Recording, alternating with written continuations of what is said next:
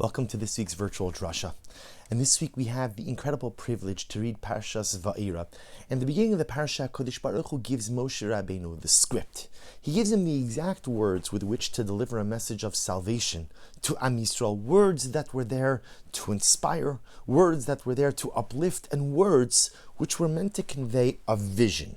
Not just a vision ultimately of redemption and emancipation, but a vision of a beautiful, glorious future. In fact, again, this speech is so powerful that on the night of Pesach at Leil HaSeder, we go ahead and we drink 4 cups of wine corresponding to the Arba Lashono Shel Gula, to the 4 expressions of freedom. Hashem says to Moshe Rabbeinu, this is in Parak Vav. In Parak Vav, chapter 6, Pasuk Vav, verse 6. Lachin Amar Libnei Yisrael. So HaKadosh Baruch Hu tells Moshe Rabbeinu, go and tell the Jewish people, I am Hashem, V'hotzesi, I will take you out of Egypt. V'hitzalti, I will save you. Viga'alti, I will redeem you. V'lakachti, I will take you to me as a people. And ultimately, V'hevesi, I will bring you to Eretz Yisrael. V'hevesi eschem ela aretz asher nasasi es yadi. I will go and bring you to the land that I've outstretched my hand. Laseis osali Avram Litzchak Yaakov. I will bring you to the land that I promised to the Avos Avram Yitzchak and Yaakov. V'nasati osalachem mora sha'ani Hashem. And I will give it to you as an inheritance, as a possession. I am Hashem. An incredible message. An incredible message. Again, a message, you'll be emancipated. A message, I'm going to redeem you. A message, you're going to be mine. And a message, you have a destiny. You have a future. You have Eretz Yisrael. Kalal Yisrael's response, V'aydaber Moshe ken al b'nei Yisrael. Moshe Rabbeinu says exact words. Remember again, Moshe Rabbeinu does not deviate from the script. He gives over the words exactly as HaKadosh Baruch Hu commanded him. V'lo shamu al Moshe mikotze ruach o me'avoda kasha. But the Jewish people did not listen to Moshe Rabbeinu literally from a shortness of breath, or me'avoda kasha, and from hard work. Hard work. Rashi HaKadosh understands that they were just so consumed by their work that they couldn't even pay attention to Moshe. You know, it's like if you ever have a hard day, right? You have a million things you have to do. Someone comes to you, boss, I've got the best idea. It's going to make you $1 million. You say, okay, you know what? Tomorrow. Right now, I got to get through this pile. Now, you might be missing out on $1 million idea. You might be missing out on something incredible. But sometimes when there's just too much going on, you just don't have the bandwidth to hear anything else. But the Meshech Chochmah says something absolutely amazing. The Meshech Chochmah writes, he says, at the end of the day, when Moshe said, Votzisi, I'm going to take you out, Klal Yisrael's good. When he says, V'itzalti, I'm going to save you, good. Lakachti, I'm going to take you to me as a people. We're going to have a relationship. Says the Meshech Chochmah something absolutely amazing. When does Moshe Rabbeinu lose Klal Yisrael? At what point in time do they just tune out from the message? When Moshe Rabbeinu says V'hevesi. When he says, I'm going to take you to Eretz Yisrael. I'm going to give you a land. You're going to be a free people, a people of destiny, who will chart the course of your life. That's when Klal Yisrael, I don't know what you're talking about. I don't know what you're talking about. Lo shamu al Moshe. Eretz Yisrael, land, destiny, free. I don't know. I don't understand what you're saying. That's when they tune Moshe Rabbeinu out. Listen to the words of the Meshech Chochmah. The Meshech Chochmah writes, Berish, Inyan Hava'ali Eretz Yisrael.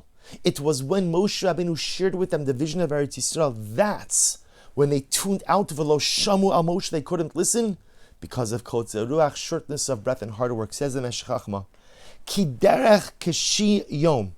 Asher yachpotzu l'shmoa rak kedei lotzis mitzarasam, v'lo l'shmoa b'havtachos asidos u'b'hatzlachos niflos. Says the Meshech Chochmah, when someone is suffering, all they want to hear is that the suffering is going to come to an end.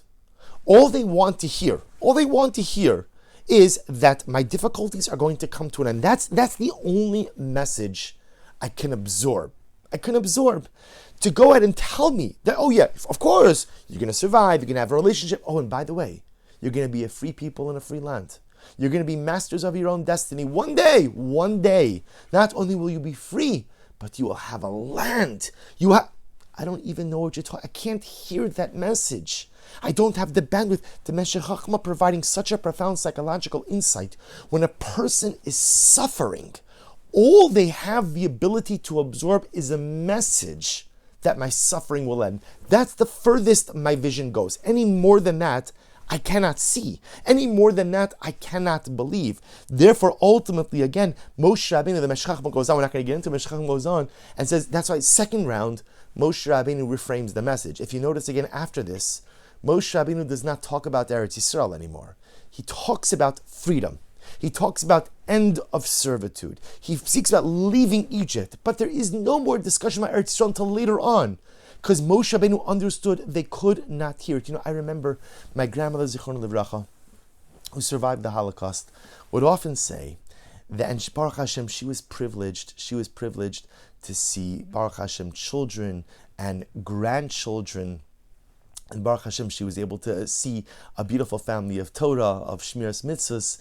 And she said, if somebody would have ever told me that I was going to have a family, that I was going to marry and have children, have grandchildren, they would have told me this in Auschwitz, I would have never believed them. And she said, the most maybe I could wrap my head around is that I would survive.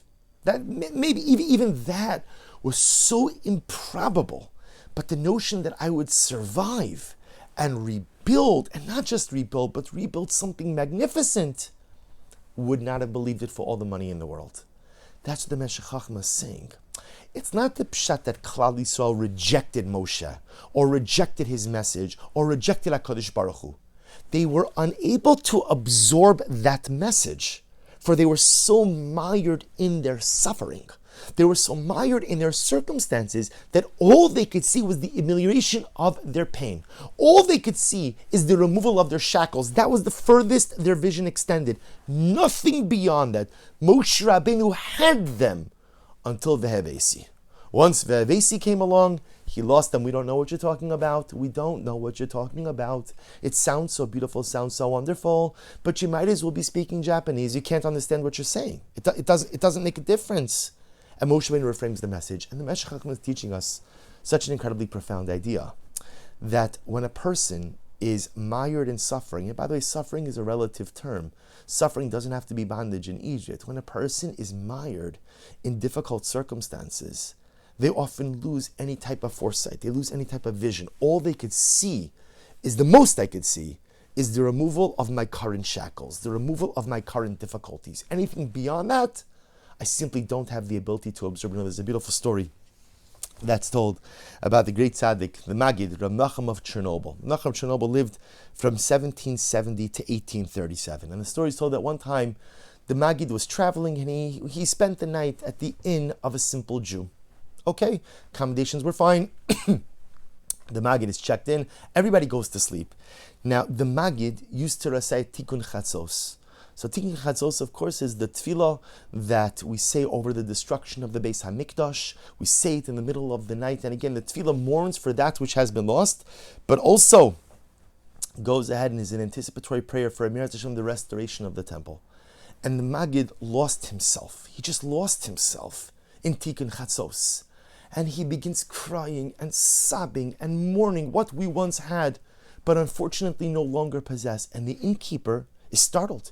He wakes up. He hears the Maggid, his illustrious guest, is sobbing. He runs over to the Maggid's room, pushes open the door, sees the Maggid sitting on the floor sobbing, his head in his hands, a torrent of tears. Says, Rebbe, what's wrong?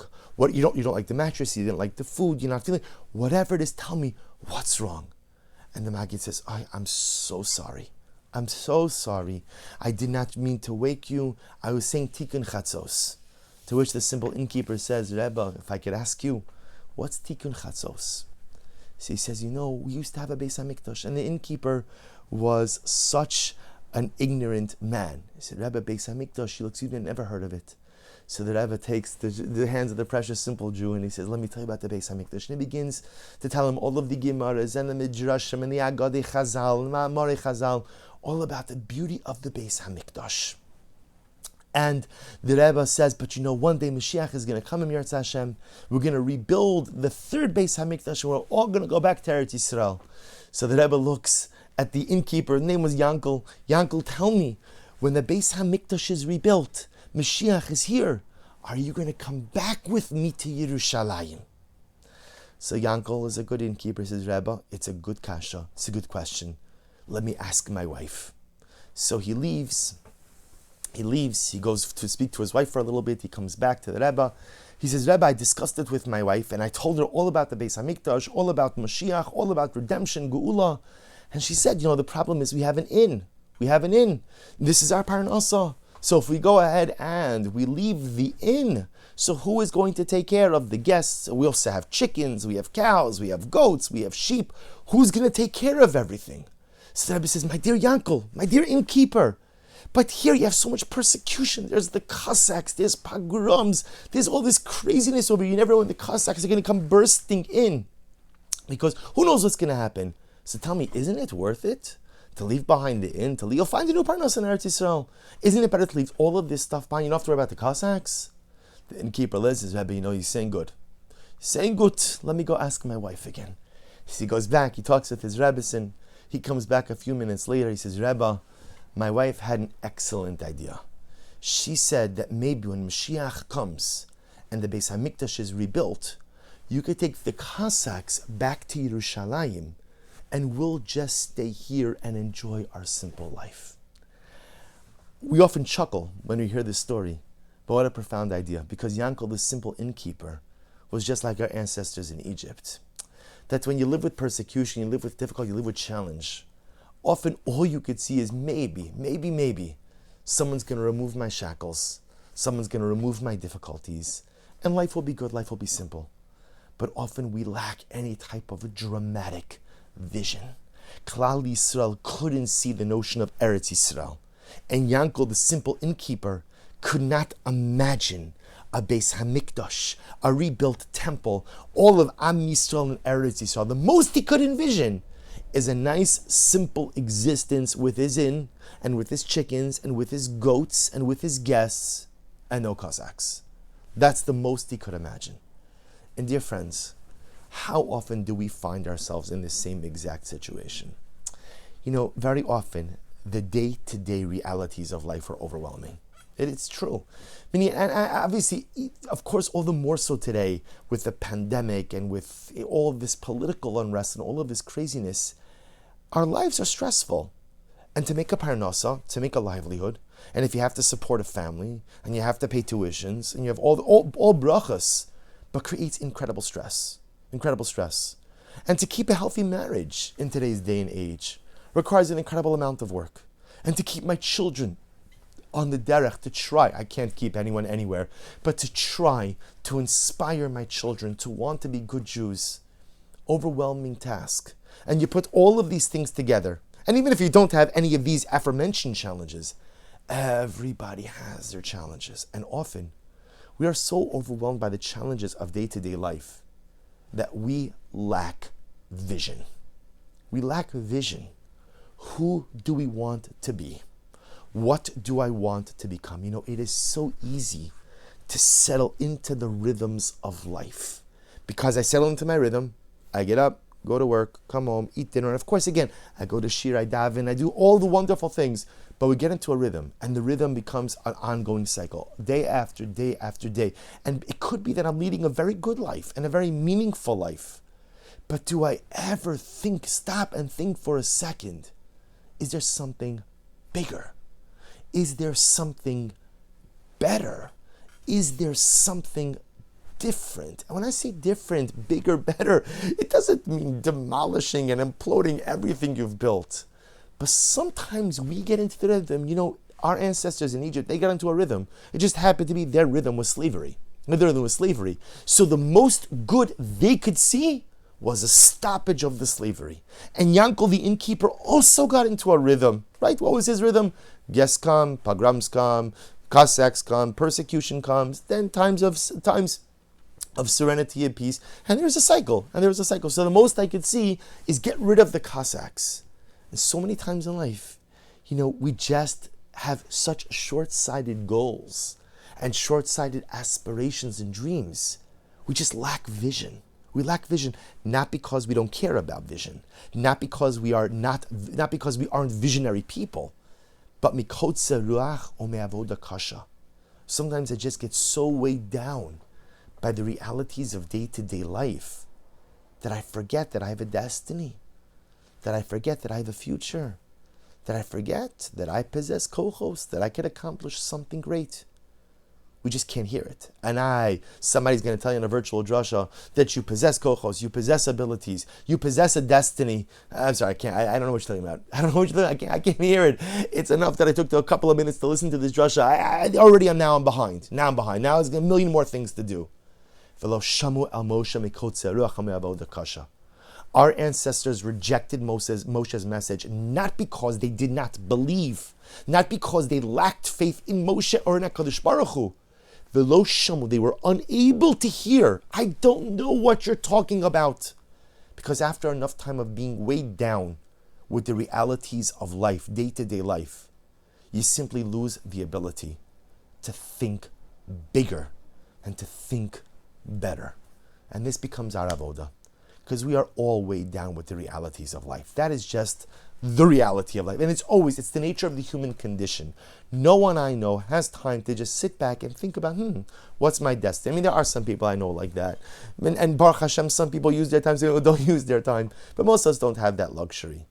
But we have to be careful not to settle into our day-to-day routines to the point that we forget to have vision, that we forget to dream, that we forget about our destiny.